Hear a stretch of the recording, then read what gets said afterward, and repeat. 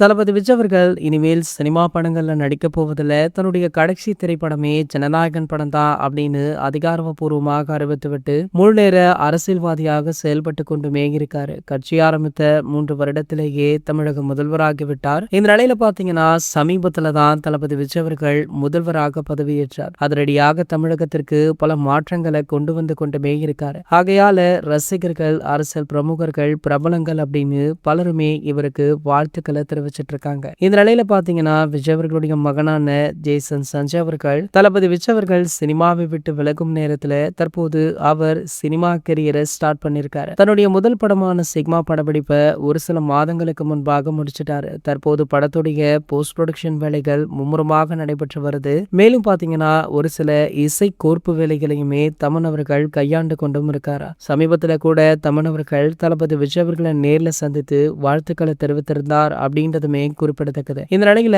இந்த சிக்மா படம் பற்றி முக்கிய தகவல் ஒன்று வைரல் ஆகிட்டு இருக்கு. அதாவது சிக்மா திரைப்படத்துல தளபதி விஜய் அவர்களுமே ஒரு சில காட்சிகள் நடிச்சிருக்காரா. ஜேசனுடைய முதல் படம் அப்படின்றதுனால அவருடைய கோரிக்கையை ஏற்று தளபதி விஜய் அவர்கள் இந்த படத்துல முக்கிய பாடல் ஒன்றுக்கு நடனமாடி உள்ளார் அப்படின்ற தகவல் தான் தற்போது சோசியல் மீடியாக்கள்ல வைரலுமே ஆகிட்டு இருக்கு. இந்த பாடல் தான் இந்த படத்துடைய முதல் சிங்கிள் ட்ராக் பாடலாகவுமே வெளியாக இருக்கா. அதுவும் இன்னும் 2 வாரங்கள்ல வெளியாக உள்ளது அப்படின்ற தகவல் ஜேசன் ரசிகர்கள் மட்டுமல்ல தளபதி ரசிகர்களிடையவும் நல்ல வரவேற்பு பெற்றிருக்கு. இது போன்ற செய்திகளை பத்தி நீங்க உடனே தெரிஞ்சுக்க நம்மளுடைய சேனலை மறக்காம சப்ஸ்கிரைப் பண்ணிக்கோங்க.